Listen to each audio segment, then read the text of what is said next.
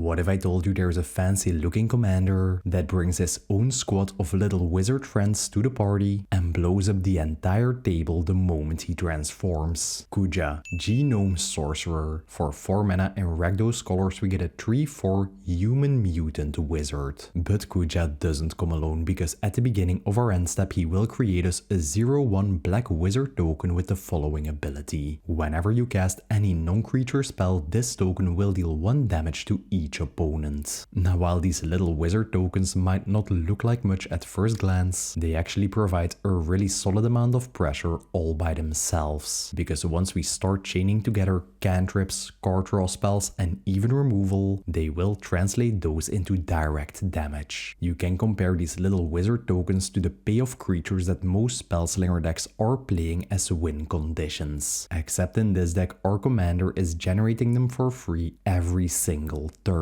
Now while stacking a bunch of these wizard tokens over the course of the game is already quite nice, whenever you do get to your end step after creating that wizard token, if you do control 4 or more wizards, including Kuja himself, he will then transform into his backside, which is a massive 4/6 body with a deceptively simple but really crazy ability. If any wizard we control would deal damage to either a permanent or a player, it will deal double that amount of damage instead. And this is where things get really scary for our opponents, because suddenly our little wizards won't just be dealing 1 damage to each opponent, they will be dealing 2 damage instead. Which means that with just 3 of these wizard tokens on the battlefield and a transformed Kuja, every non-creature spell we now cast will deal a massive total of 6 damage to each opponent. And that damage adds up very quickly. Now obviously you could build this as some sort of a weird wizard tribal deck, but that's not what I went for, because honestly just the wizard tokens that Kuja generates by himself will provide you with more than enough damage to close out the game. So instead I decided to build this deck as a Rakdos spellslinger list that focuses on flipping Kuja really consistently and really early, and then just immediately ending the game the moment he does. And trust me, this deck escalates really fast. One moment you'll just have a couple of cute little wizards sitting on the battlefield, and then suddenly Kuja transforms and you will be able to deal 50 damage to the entire table from as early as turn 5. It really feels like you just dropping a meteor on the table out of nowhere. And before we dive into the deck, let me just give you a visual example of how crazy Kuja can get. Let's say we play a mana rock on turn 2, drop our commander on turn 3 and generate us that first wizard token. Then on turn 4 we play one of our damage doublers and generate another wizard token. By the time we then get to our turn 5 we will have a bunch of mana available and a lot of cheap instant speed spells in our hand. We then just pass the turn to an opponent, generate another wizard, and we do get to transform Kuja. And suddenly during that opponent's turn we can start unloading all of our instant speed spells we had in our hand. Then thanks to Kuja combined with our damage doubler, every non-creature spell we now cast will deal a massive amount of 12 damage to each opponent. Yeah, you heard me right, that's 12 damage per spell. Now obviously this example doesn't take into account our opponents interacting with us, but trust me, this deck has a ton of ways to deal with that. As I do in all my videos, I will be going over every single card in the deck and explaining why I decided to include it. This video is divided up into 6 categories: the acceleration, cantrips and card draw, our win conditions, engine support, protection and interaction, and the lands. Now at first glance this deck might look like a bunch of random spells and some weird support pieces, but once you get to the end of the video and you see how everything connects, the entire strategy is honestly kinda beautiful. First up we have the acceleration. These are the cards that will allow us to consistently cast Kuja on turn 3 and start generating those wizard tokens really early. The faster we can get them online, the faster we can set up that massive turn where we burn down the entire table in one go. Now first and foremost we are playing a total of 5 2-mana rocks: an arcane signet, a mind stone, a Rakdos signet, a talisman of indulgence, and a Felwar stone. Now all of these cards will allow us to cast Kuja from as early as turn 3, which will just give us an incredible tempo boost and will accelerate our game plan by 1 turn. And even after we played our commander, on the turns after that they will still remain on the battlefield and will provide us with additional mana to cast more spells in 1 turn and get more wizard triggers. Liquimetal Torque, another 2-mana mana rock that we can also tap to turn any non-land permanent on the battlefield into an artifact. Now while this might seem like a really weird inclusion in the deck, you can actually use it to turn any sort of problematic creature or enchantment into an artifact, and since we're playing a huge amount of artifact removal in this deck, you will then be able to target those permanents with their effects. Ruby Medallion, a 2-mana artifact that will reduce the cost of any red spell you cast by 1 generic mana. Another card that will enable us to cast our commander on turn 3, and once we are setting up our big storm turn where we are about to chain a huge amount of spells, it will provide you with some really solid value because the cost reduction does apply to each spell you cast. So if you're about to chain 3 red spells together, you will get a total cost reduction of 3 thanks to this card,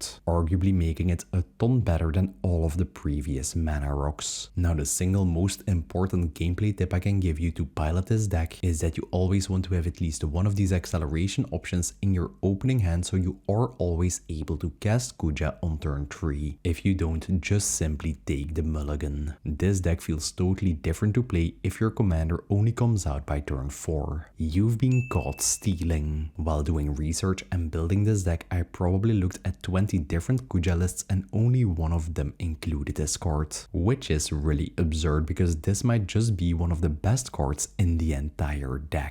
It's a 2-mana sorcery with 2 options, but the only thing we care about is the second one. That will generate you an untapped treasure token for each opponent that took damage this turn. And it's fairly simple. If you just have one of your wizard tokens on the battlefield and you cast a spell, the wizard will trigger first and deal 1 damage to each opponent, and then this spell will resolve. Then since all of your opponents were dealt 1 damage by the wizard token, it will always guarantee you 3 treasure tokens, which mind you is a really good deal for just 2 mana. You can just stockpile these treasure tokens for later use on the turn you are about to pop off Witcher Kuja and chain a ton of spells, or once you already have a transformed Kuja on the battlefield, you can just use them immediately and follow up with even more spells and deal even more damage. Birgi, God of Storytelling. Whenever we cast any spell, we get to add 1 red mana to our mana pool, and until the end of turn we won't lose this mana between steps and phases. This card just gives the perfect payoff for what we're trying to do in this spellslinger deck, because once you do get to untap with a bunch of these wizard tokens on the battlefield, you can then just start spamming your cantrips and your draw spells, and you won't ever run out of mana because every spell you cast will generate you 1 additional mana thanks to Birgi. And the best part is that you will trigger off any spell, so even if you're casting creatures, enchantments, or even your mana rocks, you will get that red mana. Certainly one of the best cards to have on the battlefield for that turn you are about to pop off Witcher Kuja. And a really similar card is Stormkiln Artist. Thanks to his Magecraft ability, whenever you either cast or copy an instant or sorcery spell, he will generate you an untapped treasure token, which just like Birgi will allow you to keep the mana flowing and chain together a huge amount of cantrip and card draw spells by using the mana from the treasures, or you can stockpile these treasure tokens for the turn that your Kuja transforms to just have a ton of resources available and burn down the entire table at once. And yet another card with a really similar ability is Urabrask. Whenever you cast any instant or sorcery spell, you will get to add 1 red mana to your mana pool, and Urabrask will deal 1 damage to target opponent, already providing us with exactly the same mana benefits as the previous 2 cards. And the 1 damage pings can actually be quite relevant in this deck, because as you will see later in the win conditions section, we are playing a ton of cards that will either amplify or double the amount of damage any of our sources will deal. Now just that ability alone would already be more than enough reason to include this card in the deck, but if we were able to cast 3 instant or sorceries in a single turn, we get the ability to pay 1 red mana and transform Urabrask, which will turn him into a saga, and you will immediately get a trigger of its first stage. That will deal 3 damage to a single opponent and 3 damage to each creature they control. And especially whenever one of your opponents has a crazy board state or a ton of value creatures on the battlefield, this effect can just set that player back into the Stone Age by destroying their entire board.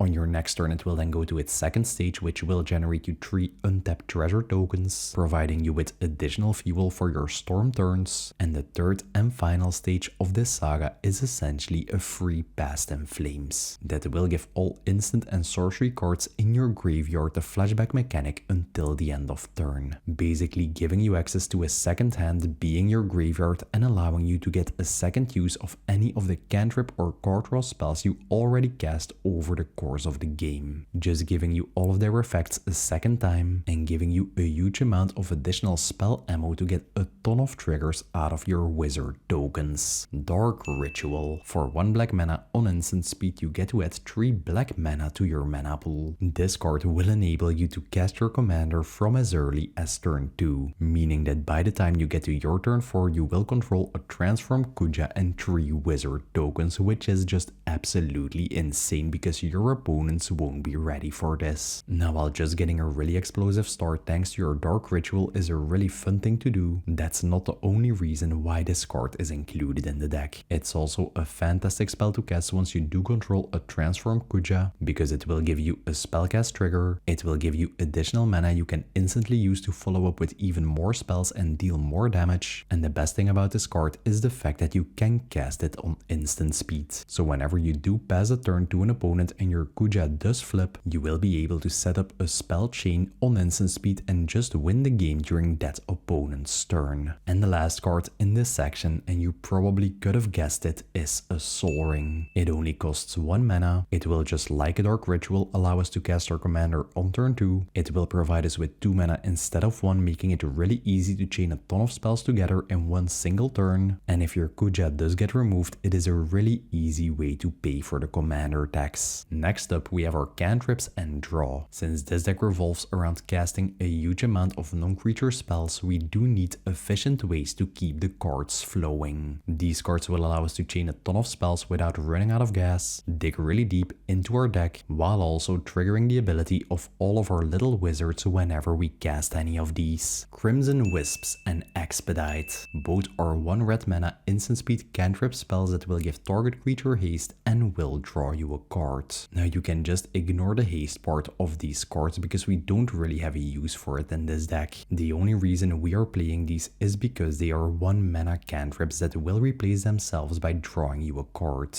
You should really just view these cards as ammo for the turn you are about to storm off to trigger all of the damage from your black mages, while also just drawing you into more spells you can cast to get even more wizard triggers. And the best part really is that you are able to cast these on instant speed. Just like I explained in the intro, you will be able to transform your Kuja on the end of your turn 5, and then whenever you do have a damage doubler out by just chaining a lot of these cheap cantrip spells during the next opponent's turn, you can instantly win the game. Apothic Wisps. Another 1 mana instant speed cantrip spell, but this time it does have a relevant effect, and that is that it will give the fear keyword to target creature until the end of turn, meaning that it can either be blocked by artifact or black creatures. A really nice keyword to get on your transformed Kuja to make him unblockable, because whenever he then connects he will deal a total of 8 damage. Since he is a wizard, his doubling effect does apply to himself. Cling to Dust, the best 1 mana cantrip in this deck, because whenever you cast this you get to exile a card from a graveyard on instant speed.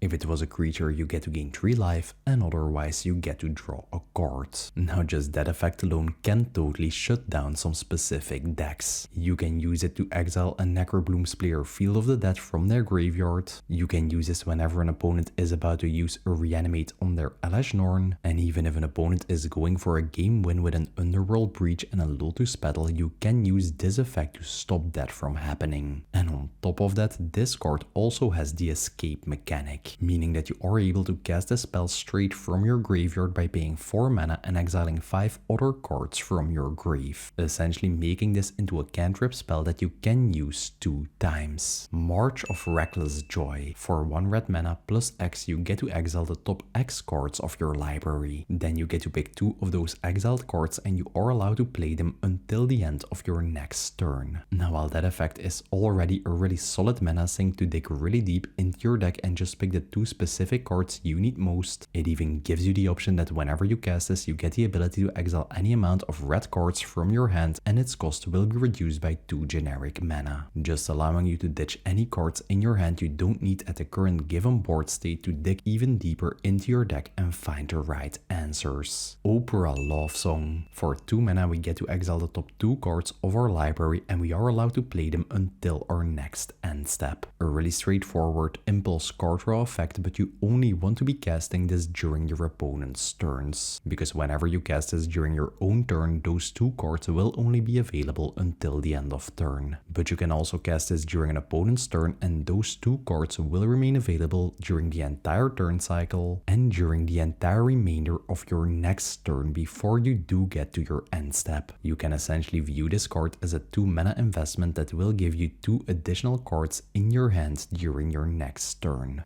Deadly Dispute, a 2 mana spell that as an additional cost will require you to sacrifice a creature or an artifact. When you do, you get to draw 2 cards and generate 1 untapped treasure token. Now obviously we never ever want to be sacrificing our wizard tokens to this effect because they are our main win conditions. But once you are going for that big storm turn that you just know will win you the game on the spot, you can just tap any of your mana rocks for mana and then sacrifice it to this card's effect, which will then provide you with 2 additional cards and 1 additional mana to just keep the storm turn going. Sign in Blood and Night's Whisper. Both are 2 mana spells that at a cost of 2 life will draw you 2 cards. Nothing fancy, just some really solid sorcery speed card draw spells that you can use to set up your hand before you are going for that storm turn. Demand Answers. For 2 mana and sacrificing an artifact or discarding a card, you will get to draw 2 new cards. A classic looting effect that you can just use to ditch any card in your hand that you don't need to dig a little deeper into your deck, but just keep in mind that these looting spells don't really give you any sort of card advantage, because you lose a card by casting the spell and lose a card by discarding a card,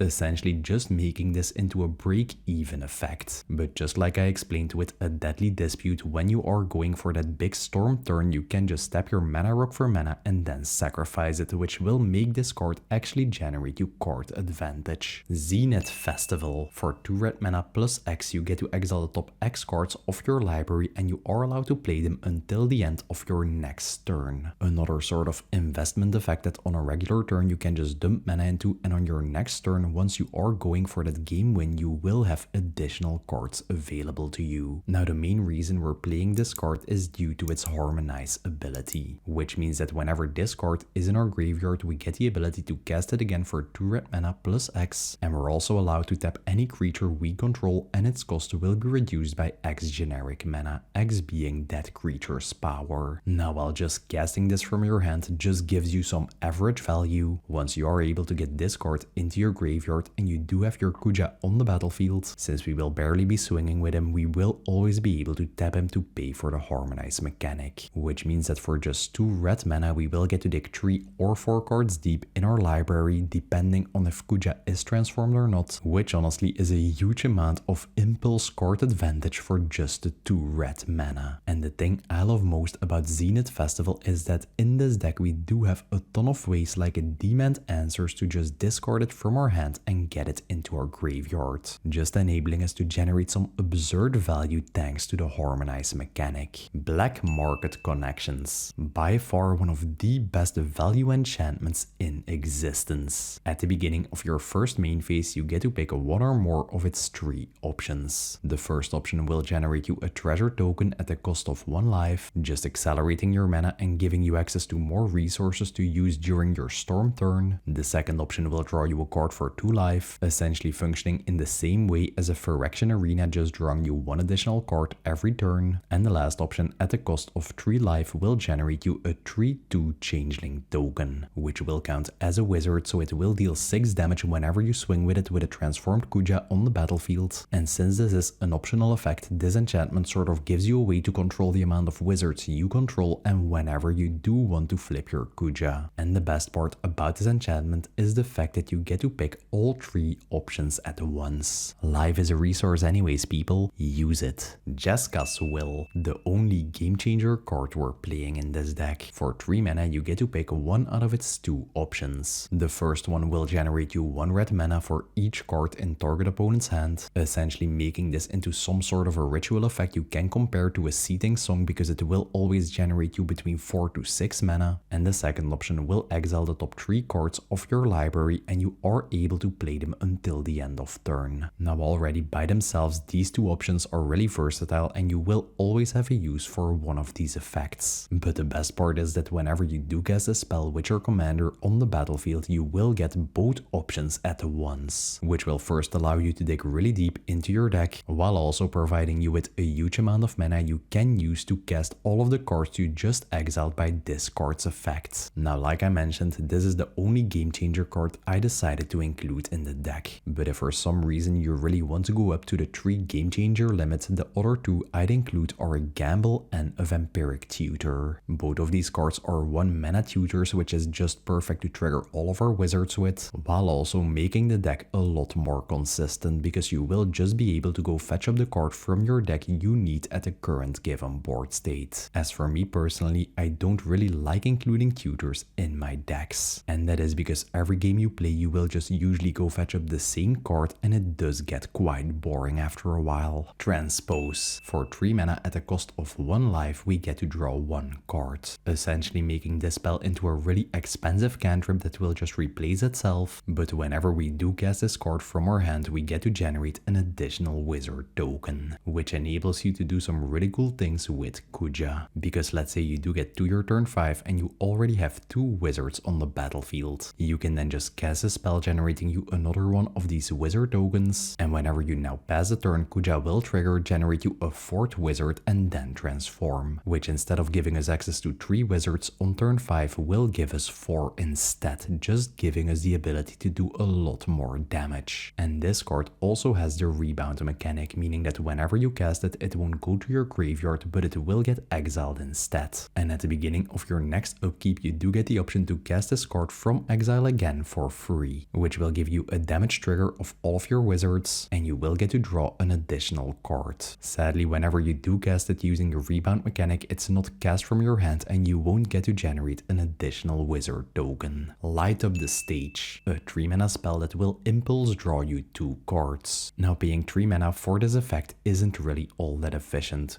Good thing that this card also has the spectacle mechanic, meaning that whenever any opponent took damage this turn, instead of paying 3 mana, we get to cast it for 1 instead. Usually whenever you're still setting up during turn 4, you will cast at least 1 non-creature spell. This will then trigger the wizard tokens you generated and will deal 1 damage to your opponents, allowing you to then cast your Light Up the Stage for just 1 mana, which will give you 2 additional cards available to you in your next turn. Valakut Awakening. For 3 mana, you get to put any amount of cards from your hand on the bottom of your library. After you did that, you get to draw that many cards plus 1. An excellent spell to just sort of recycle the part of your hand you don't need at the current given board state, and it will draw you new cards, just allowing you to set up that perfect hand you do need whenever you are going to blow up the table with your Kuja. Now, the main reason why this card is included in the deck is because whenever you don't need its effect, you can just play the backside, which is a land that taps for 1 red mana. You should really view all of these MDFC land cards as lands first that do have an additional effect whenever you do draw into them later in the game. Circle of Power, a 4 mana spell that will draw you 2 cards and generate you an additional wizard token, functioning in exactly the same way as a transpose and enabling you to get 4 wizards on the battlefield when you transform your Kuja. And this card also has a second effect that will give all wizards you control a +1/0 stat boost and lifelink until the end of turn. Now, while obviously the stat boost doesn't really matter all that much because we won't be swinging with our wizards, the lifelink it gives is actually quite relevant. Because let's say you do have a transformed Kuja and some sort of a damage doubler on the battlefield, whenever you now start chaining spells and your wizards deal a total of 12 damage to each opponent, you will get to gain 36 life in return, which will make it incredibly hard for your opponents to take you out of the game. Big Score and Unexpected Windfall. Both are 4 mana spells that as an additional cost will require you to discard a card, but in return they will generate you 2 treasure tokens and they will draw you 2 cards. Both making these really good before Kuja transforms to just dig a little deeper into your deck and give you additional resources in the form of treasure tokens for your storm turn. And once your Kuja is transformed and you do pass the turn to your opponent, you can just cast these on instant speed, and thanks to the new cards they draw you and the treasure tokens they generate, you will just be able to follow up with even more spells and just close out the game. And the last card in this section is a Blood-Soaked Insight, a massive 7 mana spell that will make target opponent exile the top 3 cards of their library, and you will be able to play them until the end of your next next turn. You can just use this to steal your opponent's win cons and just play them against themselves. You can just steal some of their removal and control the board, or if you do get really lucky and you play this against a blue player, you will get access to all of their really efficient cantrips and you will be able to set up a storm turn really easy. Oh, and before I forget, the most important part about this card is that its cost will be reduced by 1 generic mana for each point of damage your opponents took this turn. All you need is just a couple of wizards on the battlefield and cast like 2 spells and you will be able to play this massive spell for just 2 mana. And once again, if you don't need its effect, you can just play the backside, which is a land that taps for either a red or a black mana. There's really no reason to not be including these MDFC land cards in your decks. Next up, we have our win conditions. These cards will either amplify or double all of the damage our army of little wizards is already doing to the entire table. Quest for Pure Flame. While this is probably one of the best win condition cards for Kuja, I barely saw any other lists playing it. It's a 1 mana enchantment that whenever any source you control deals damage to an opponent will get a quest counter. And whenever you do get to 4 quest counters, you get the ability to sacrifice this enchantment and it will double all the damage you deal during that turn. This enchantment is just incredibly easy to get online in this deck because you can just drop it as early as turn 1 and then during your following turns while you're still setting up for your storm turn, you will already get a couple of triggers from your wizard tokens. And since your wizards will deal 1 damage to each opponent on spellcast, this card will then get 3 quest counters, just requiring you to cast 2 non-creature spells with a single wizard token on the battlefield to be able to use this enchantment. And when you then get to your big turn where you do transform your Kuja, you can just sacrifice this enchantment and it will set up for some incredible amounts of damage. Because let's say you have 3 wizard tokens and a transformed Kuja on the battlefield, whenever you then sacrifice this enchantment, you will essentially get to double the damage of their triggers twice. The 1 damage will get multiplied to 2,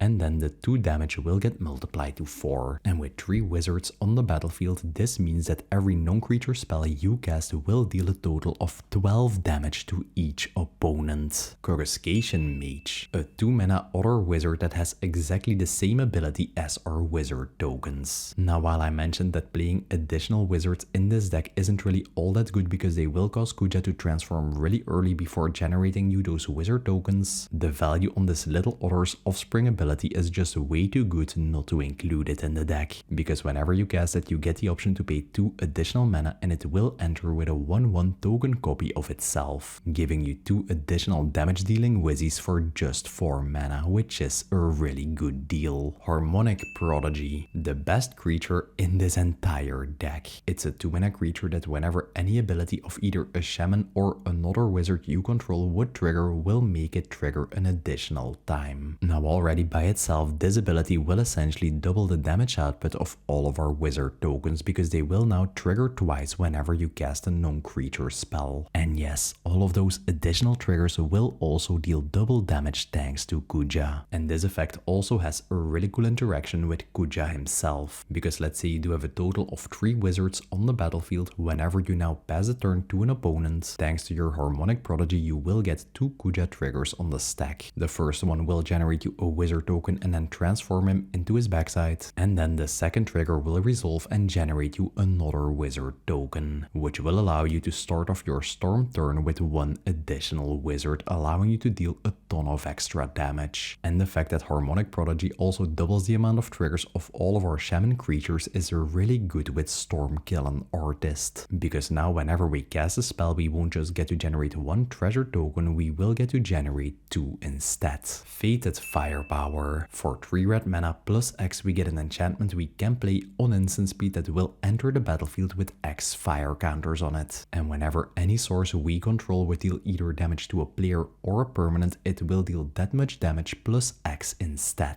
Now obviously an effect like this does go absolutely nuclear when combined with our wizards, because whenever you cast a spell for 6 mana it will enter with 3 fire counters, and every single trigger of your wizards will now deal a total of 4 damage to each opponent, essentially quadrupling their damage. Now before you get really excited about stacking this effect with any of our damage doublers, it doesn't really work like that, because the opponent that is receiving the damage will get to pick which effect applies first. So if you do have a transformed Kuja and a fated firepower with 3 counters on the battlefield, whenever you then cast a spell you will get a trigger of a wizard token. This would normally deal 1 damage to each opponent, but you do have 2 replacement effects applying to it. The damage being increased by 3 points thanks to your fated firepower and the damage doubling from Kuja. But each opponent will get to pick the order in how these effects do resolve. And obviously they will pick the damage doubling first, which will make it go to 2 damage, and then it will get the +3 damage from your fated power, making it deal a total of 5 damage. So sadly you don't get the option to first increase the damage by 3 and then multiply it by 2, which would result in 8 damage. Now all of those complex rulings out of the way, this card is an excellent backup plan for whenever you don't have Kuja available to you. If Kuja got removed a couple of times and you have no way to get him on the board anymore, you can just dump all of your mana into this spell, and you will then just need 1 single wizard token on the battlefield and it will still be able to deal huge amounts of damage.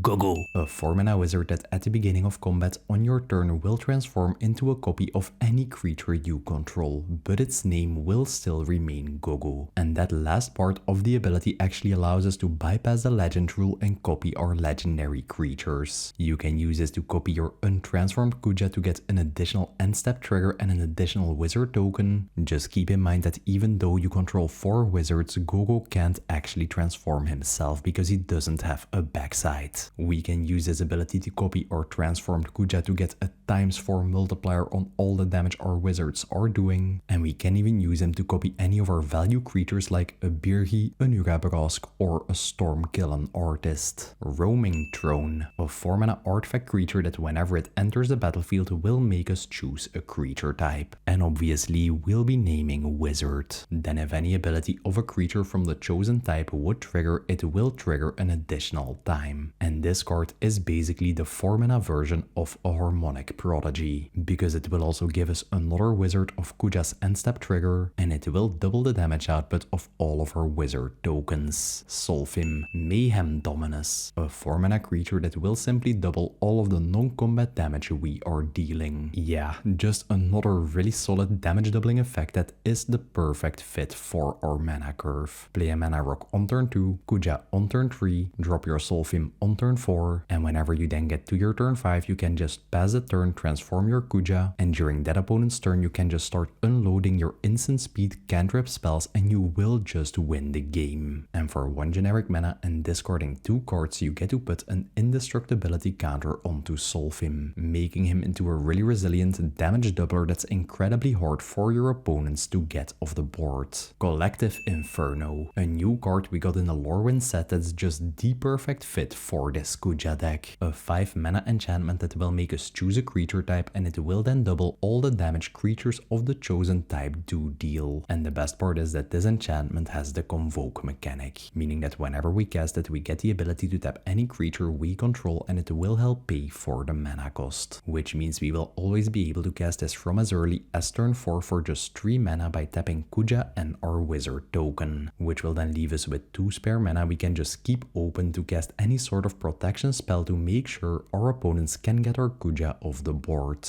And the last card in this section is City on Fire, a massive 8 mana enchantment that instead of just doubling our damage will triple it instead. And just like the previous card, this also has the Convoke mechanic. Now the absolute earliest moment you can cast a spell will be your turn 5, because you will have your Kuja, 2 wizard tokens, a mana rock, and 5 lands on the battlefield, giving you a total of 9 available mana. You can then just drop this enchantment and pass the turn. You will then have a total of 3 wizard tokens and a transformed Kuja on the battlefield. If you then are able to just cast a single 1 mana spell, you will get a trigger out of all 3 of your wizards. Thanks to Kuja's damage doubling, they will deal a total of 6 damage, which will then be further amplified ×3 by your City on Fire, and that 1 single spell will then deal a total of 18 damage to each opponent, which probably won't win you the game, but your opponents still have to deal with both this enchantment, all of your wizards, and your commander on the battlefield. And before we continue, I want to give a quick shout out to all the YouTube members. It's thanks to you that I'm able to put this much time and effort into these weekly deck videos. So from the bottom of my heart, thank you. And if you do want to support the channel and my little minion for yourself, definitely go check out the YouTube membership program. You'll get early access to all of the deck lists, you'll get to know what decks I'm currently working on the weeks before the videos even go live, and of course the glorious Panzer helmet next to your name on YouTube. And if you're not in the Discord yet, you should definitely come and check it out. There's always some really cool discussions and brewing going on, and I'm genuinely convinced that we do have some of the best deck builders on the entire planet in there. Oh, and one more thing, if I'm ever playing this Kuja deck, I am using this thing as my black wizard token.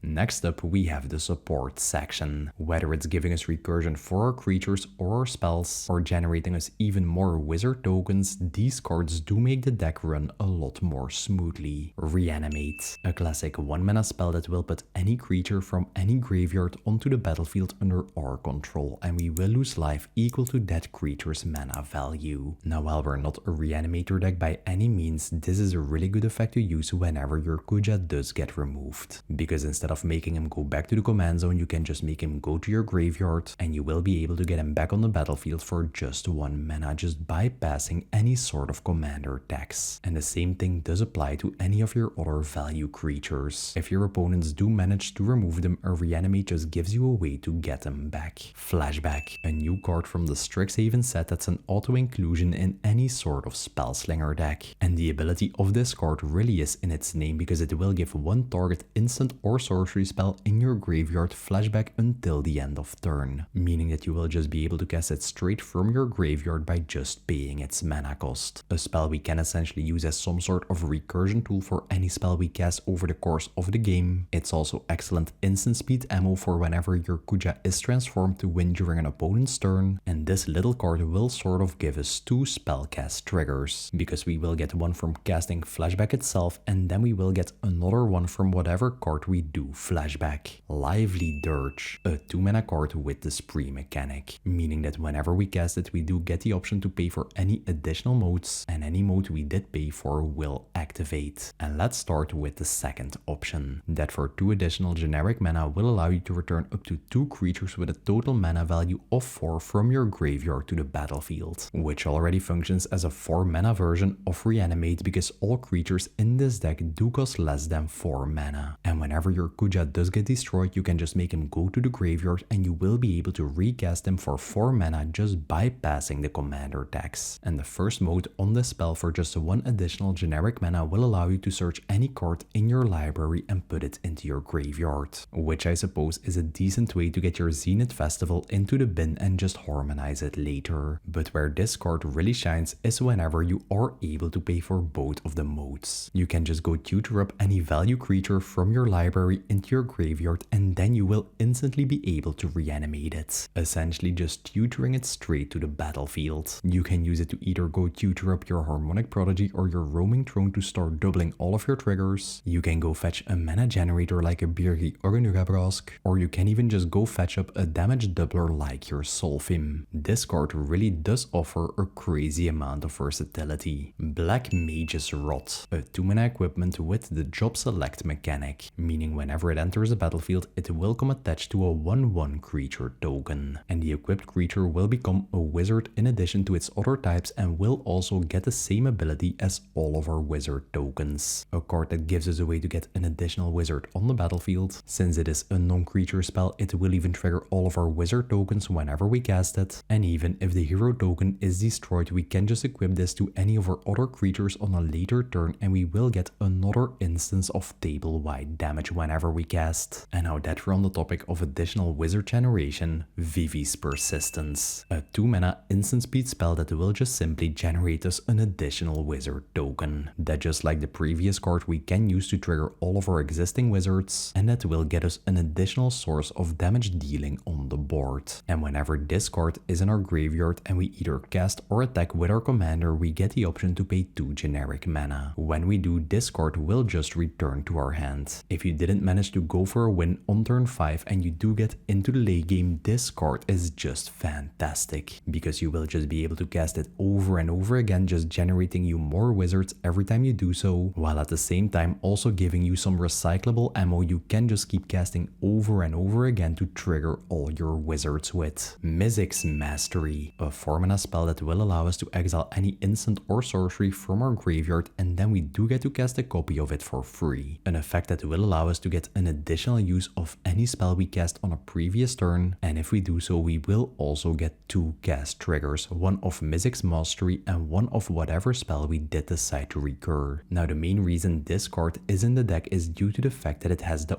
overload mechanic. By paying a massive amount of 8 mana, this effect will apply to each instant or sorcery card in our graveyard. It will just allow us to recast our entire graveyard for 8 mana. And while that might seem like a huge amount, thanks to cards like Birgi and Urabrask, we are easily able to get there. And whenever you do overload this spell, the game is basically over. You will get all of the effects of the spells in your graveyard, which usually will allow you to just destroy the entire board and draw a massive amount of cards. And since all of those spells will be cast, they will all trigger your wizard tokens, which will always result in an incredible amount of damage and a game win. Next up, we have the protection and the interaction. Since Kuja is the entire engine of this deck, keeping him on the board is incredibly important. These cards will help us protect our own setup, disrupt our opponents, and make sure we can keep the pressure going without getting shut down ourselves. And thankfully, being in Rakdos colors, we do have access to some incredible tools to do exactly that. First up, we have 3 really simple and straightforward spells to help us protect Kuja. A Feign Death, Not Dead After All, and an Undying Malice. All of these will cost us 1 black mana and they will give target creature an additional ability until the end of turn. And that is that whenever that creature is destroyed, it will just return to the battlefield tapped with a stat boost. So whenever your opponents are now targeting Kuja with spot removal or they are casting a board wipe, you will be able to use these simple effects to save him. A good thing to note is that Kuja will always return to the battlefield with its front side up, which usually in the grand scheme of things doesn't really matter that much, because he will then just give you an additional wizard token and then transform again during your end step. Now while these cards are mainly included for their protection effects, you can also use them as spellslinger ammo on the turn that Kuja transforms, because whenever you cast any of these they will give you a trigger of all of your wizards. And a card with exactly the same effect is Malaki Rebirth, also just allowing you to return any creature that does get destroyed to the battlefield, but this time it does come attached to an MDFC land, meaning that whenever you don't need the protection effect you can just play the backside, which does function as a basic swamp. Pyroblast. For 1 mana you get to either counter target blue spell or destroy target blue permanent. Now no matter what pot you are playing in, there will always be at least one player that is playing in blue colors, making Pyroblast into one of the most efficient options to get access to your own counter magic in Rakdos, while also giving you the ability to get any problematic cards like a Mothman, a Teval, or even a Rhystic Study of the battlefield. Vandal Blast. For just 1 red mana you get to destroy target artifact. You can use it on combo pieces like a Phyrexian Altar, you can totally color screw one of your opponents by blowing up a mana rock, and it's a fantastic way to get Mishkin's Eatersorn Canonist off the board. But the best part is that this card also comes with the overload mechanic for 5 mana, which will destroy all artifacts you don't control. And an overloaded Vandal Blast is just the absolute nightmare of any sort of artifact deck like an Urza or an Imskir. Usually whenever you resolve this, they will lose this many artifacts that they will just be locked out of the game. Abrade. A 2 mana instant speed spell that will either destroy an artifact or will deal 3 damage to any creature, giving you either the option to remove a low toughness value commander like a Balin, or an additional way to deal with any sort of problematic artifacts. And unlike a Vandal Blast, you can cast this card on instant speed. Feed the Swarm, a spell that will allow you to destroy either target creature or enchantment, and you will lose life equal to that permanent's mana value. Now while just getting access to a 2 mana creature removal spell is already incredibly efficient, the fact that it does give us an option to deal with enchantments makes it even better. Because believe it or not, in Rakdos colors we barely have any cards available that actually allow us to deal with enchantments. Therefore, a card like this really is an auto-inclusion in any sort of deck that doesn't have access to white. Because nothing feels as bad as an opponent having a Smothering Tide or a Rhystic Study on the battlefield and no one at the table being able to deal with it. Thibault's Trickery. Now this is a 2 mana spell that has a huge amount of text, but the only thing that matters are the first 3 words. Counter target spell. Yep, that's right, a 2 mana counter spell we do get access to in red colors. We can just use this to protect our board from being wiped, our Kuja from being bounced or removed, or even whenever an opponent is going for a game win we can use it to counter their combo. Now I'm gonna be honest, I don't have a single clue as to what the rest of this card's effect actually does. An opponent will get like a free permanent into play or something, but that really doesn't matter. Because for 2 mana you just protected your own game win or you disrupted the game win of an opponent. Untimely Malfunction, a 2 mana card with 3 options. The first option will once again allow you to destroy an artifact, synergizing really well with our Liquid Metal Torque, just turning anything into an artifact and using it as a removal spell. The second option will allow us to change the target of any single target spell or ability, which is a perfect way to protect your Kuja from something like a Path to Exile or a Ravenous Chupacabra entering the battlefield. And the last option will make it so that 2 specific creatures can block until the end of turn, which I suppose you can use in a political way to just make one of your opponents take another one out. This really is one of the most versatile uncommon cards in existence. And now that we're talking about effects that redirect spells, Deflecting Swat. For 3 mana we get to change the target of any spell or ability on the stack. You can redirect that Swords to Plowshares targeted at Kuja to another target. You can retarget your opponent's Sign and Blood to yourself, and if someone is trying to combo off with a Kiki-Jiki, you can just redirect this ability to a useless creature. And the best part about this card is that whenever you do control your commander, you can cast it for 0 mana. Since in this deck we will always have our commander on the board, this is essentially a free interaction spell. And fun fact, whenever you are going for that lethal storm turn with your Kuja, you can just cast any cantrip and target it with this spell for 0 mana and you will get an additional spell cast and an additional trigger out of all of your wizards. Delayed Blast Fireball, a 3 mana instant speed spell that will deal 2 damage to each opponent and each creature they control. And especially at some specific tables where all of your opponents are playing a ton of low toughness value creatures like a Loto, an Esper Sentinel, or even just some regular mana dorks, you can just use this effect as some sort of a one-sided board wipe and just destroy the tempo that your opponents built up early in the game. And this card also has the Foretell mechanic, meaning that for just 2 generic mana you can exile this card face down from your hand, and on a later turn for 6 mana you will be able to cast it from exile. And whenever you do cast it from exile, instead of just dealing 2 damage to each opponent and their creatures, it will deal a massive amount of 5 damage instead.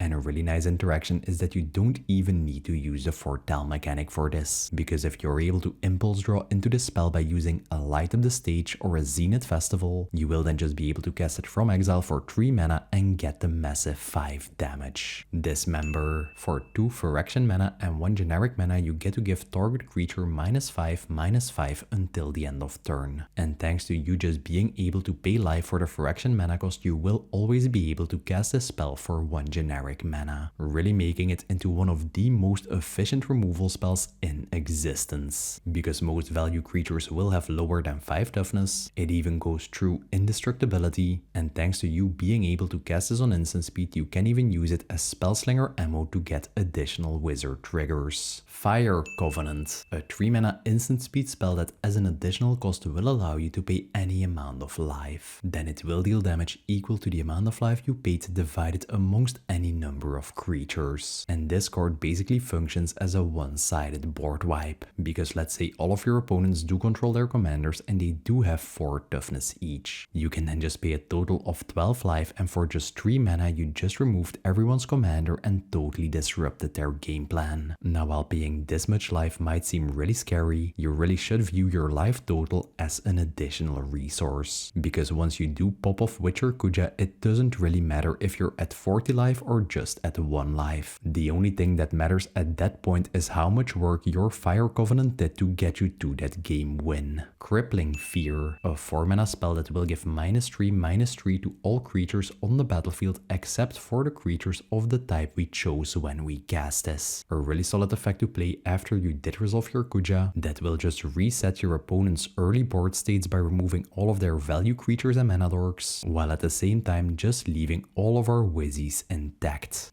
Deadly Relic. For 4 mana we get to exile any creature, and just like a deflecting swat, whenever we do have our commander on the battlefield we get the ability to cast a spell for 0 mana. Yeah, removal doesn't get any more efficient than this. You can just step out all of your lands, and even whenever your opponents don't think you have mana available for any sort of interaction, you can then just squeeze in your Deadly Relic for 0 mana and totally disrupt what they are doing. Lethal Scheme, a 4 mana spell with a convoke mechanic that will destroy either target creature or planeswalker, and each creature that convoked this spell will get to connive. Now first up, since we will always control a bunch of wizard tokens that will be untapped since we won't be swinging with them, usually you will be able to cast a removal spell for like 0 or 1 mana, especially due to the fact that our wizard tokens are black creatures and you can use them to pay for the black mana pips in this spell. And the conniving part on this card is also quite relevant, because for every creature you use to convoke this spell you will get to draw 1 card and then discard a card, just allowing you to dig a little deeper into your library and set up for your next storm turn. Snuff Out, an instant speed spell we can use to destroy any non-black creature, and whenever we do control a swamp we will be able to cast it for free. As you can see, this deck is just stacked with free removal that you can use to really frustrate and disrupt your opponents, while at the same time also giving you access to free instant speed spells you can use whenever Kuja is transformed to get a huge amount of damage in. And the last card in this section is a Blasphemous Act, a massive 9 mana spell that will deal 13 damage to each creature on the battlefield. But thanks to its cost being reduced by 1 generic mana for each creature that is on the battlefield, you will usually be able to cast this for just 1 red mana. Now while this card will reset our own board by destroying Kuja and all of our wizards, you should really view this as some sort of a panic button, because there will be some games where you are behind and your opponents have some really crazy board states, and then for just 1 red mana you will be able to destroy everything they just built up and then just recast your Kuja, start building your army of wizards and retake the game from there. And finally we have our lands. Let's start by going over our utility lands. Bojuka Bog. Whenever this land enters a battlefield we get to exile any player's graveyard. And just like I mentioned when I was talking about Cling to Dust, nowadays in modern day Magic a ton of decks rely on using their graveyard. And an effect like this, especially on something as simple as a land, can really win you the game. If you're playing against Mishkin Zaniktea, you can just exile all enchantments from his graveyard and he won't be able to get them back. That Lumira player that just milled half of their library into their graveyard is gonna have a really bad time. And that Vivi player that was about to cast a Past in Flames and recast their entire graveyard will just burst out in tears. Lindbloom, Industrial Regency, a land you can either play as a tapped land or you can choose to play the adventure part, which is a 3 mana instant speed spell that will generate us another one of our wizard tokens, just giving us the option whenever this is in our hand to either use it as a land if we don't have another land drop, or to just use it as a spell to get an additional wizard on the field and get additional wizard triggers. And whenever you do cast the adventure part on this card, the land part will just go into exile and you will be able to make a land drop from exile on your next turn. Emergence Zone. For 1 mana, tapping and sacrificing this land, you get the ability to cast all spells as though they had flash until the end of turn. And especially whenever you do get to the really late stages in the game, this effect is incredibly potent. Instead of now only being able to cast those instant speed spells during that opponent's turn to go for an instant game win, you will now also be able to cast all of your sorcery speed spells, like a Light Up the Stage, a Night's Whisper, a Sign in Blood, or even your Zenith Festival, really enabling you to go for that game win without having to wait a full turn cycle until it's your turn again. And for the regular mana per producing lands we're playing a fast land, a verge land, a dual face land, a shock land, a fetch land, a command tower, a check land, a fabled passage, 2 filter lands, a slow land, a horizon of progress, a bond land, Mount Doom, a survey land, a tainted land, a pain land, and for basics we're playing 5 mountains and 3 swamps. And that's it for my in-depth Kuja Genome Sorcerer deck tech,